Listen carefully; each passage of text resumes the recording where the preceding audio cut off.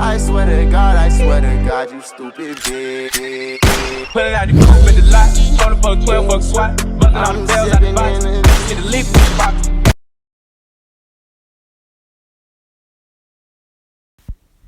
Yo guys, I'm back with another mock draft video. Today we're going to be doing the Houston Texans.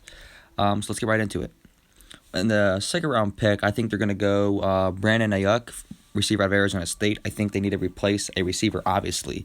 They have Randall Cobb, they have Kenny Stills, and they have Will Fuller. But other than that, they have nobody. And I feel like they need a power guy that can go up and get the ball just like DeAndre Hopkins. A possession catch guy that can catch everything, but also has some speed. Will Fuller cannot replace DeAndre Hopkins. No one can. Kenny Stills, is it going to be a guy to go up and get the ball? Randall Cobb can't go up and get jump balls. Brandon Aiyuk can. He can go up and catch those 50-50 balls that DeAndre Hopkins did. And I think could be the closest replacement to DeAndre Hopkins than DeAndre Hopkins. But obviously, he's not the best receiver in the class. And with a second-round pick, I think this is a very good pickup if he falls to the 40th pick. So he's a solid pickup in the second round. And with the other second-round pick, I have them going Clyde EdwardsHelaire with the 57th pick. If he is here, I would be very, very shocked. I do think he will fall to the second round, though. I think guys like DeAndre Swift and J.K. Dobbins will go in the first round. And obviously they traded for David Johnson, but I feel like they are missing that number one guy who can catch out of the backfield. Yes, David Johnson can, but they don't have Arian Foster. They do have Duke Johnson still on the roster. But I think with a second-round pick, they are going to draft a guy who could sit behind David Johnson for a year and still get reps, and then in the future could be a number one guy. I feel like he fits this system. He plays like Lamar Miller. I said that in my last Texans video. I'm not talking about Arian Foster. I'm talking about Lamar Miller. That is my mistake.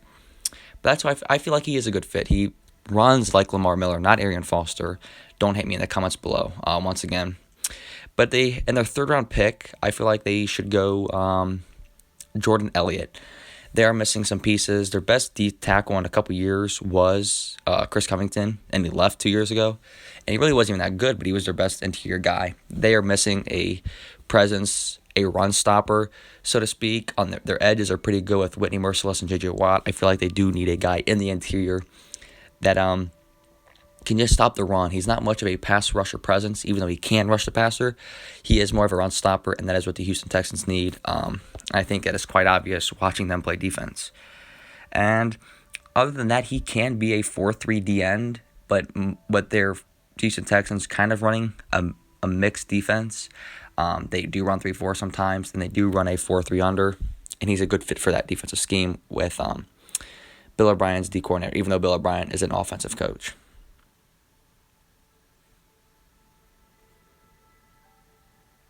And with the fourth-round pick, I have them going Donovan Peoples-Jones. Yes, another receiver. Like I mentioned before, they only have Randall Cobb, Will Fuller, and Kenny Stills. Kenny Stills can't go up there and catch those 50-50 balls, and either can the other two guys. And yes, Brandon Aiyuk can do that and can replace those talents. I think they need another guy to develop, and Donovan Peoples-Jones is a perfect developmental guy for this team.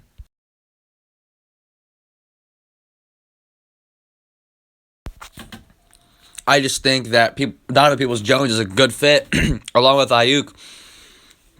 I just think if they're going to draft two receivers in this draft class. It's just a matter of what round. I think Donovan Peoples-Jones is a perfect fit. And they're going to run like a wide receiver by committee. They're not going to have a number one. Whoever's going to play the best, whoever's going to be open, they're going to go to. They're not going to set up plays for one particular person. And in the fifth round, I have them going Broderick Washington, another big defensive tackle. That would be the second. In the first 5 rounds, they will have drafted 2 defensive tackles and 2 receivers.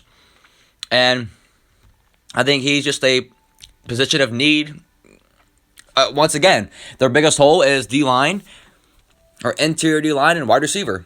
Maybe corner, but outside of the first 2 rounds, there's no real corner prospect besides maybe Troy Pride out of Notre Dame that is worth taking. So I think they just got to go best available from here on out. Even if that means taking another running back, which I think they take 2 running backs in this draft class. And you guys will see that in a little bit.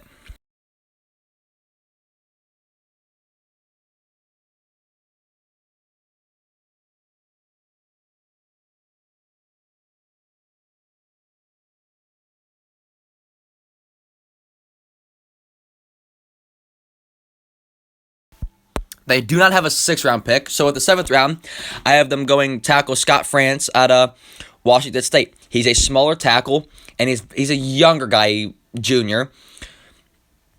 Not like he's the son of a Scot France. He's a junior in college. He's younger, and he's a smaller guy that needs to take time to develop. He's not going to come in and be a day one starter, and he can play both tackles positions, and with I think on the right side, he could slowly develop to be the opposite side of Laremy Tunsil. I think that is a perfect fit. He blocks, and technique-wise, the same as Laremy Tunsil. So I think it'll be a good understudy for Laremy Tunsil, and I think he can develop into be a starting right tackle, even though he can't play both.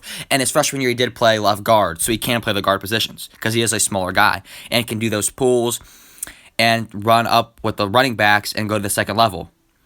And with their other 7th-round pick, which they have 3 of, I have them taking Kashan South. He doesn't miss much tackles. He is undersized. He's not the big linebacker when you see Bobby Wagner and Luke Kuechly. And then when you think of second-tier linebackers, like size-wise, you think of Jalen Smith. And Jalen Smith, people say he's undersized, but he has that speed. Lucien South is different. He's very, very small in size. He's not the strongest guy, but he's also not the fastest guy. He just has very good technique. He don't miss much tackles, and he has the IQ to be a playmaker. But if he was just a little bit bigger and like weight-wise, strength-wise, and a little bit faster, he'd be a first-round prospect. But he's just not. And I wouldn't be surprised if he goes undrafted.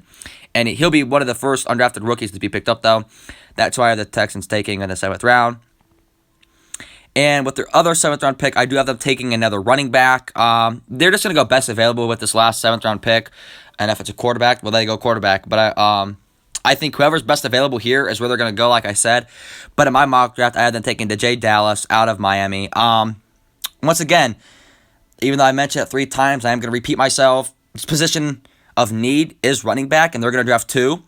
And they're going to go best available. They have 3 7th-round picks, and I think he's another perfect scheme. A power guy who reminds me a lot of Kerryon Johnson with the Detroit Lions. Similar build, similar frame.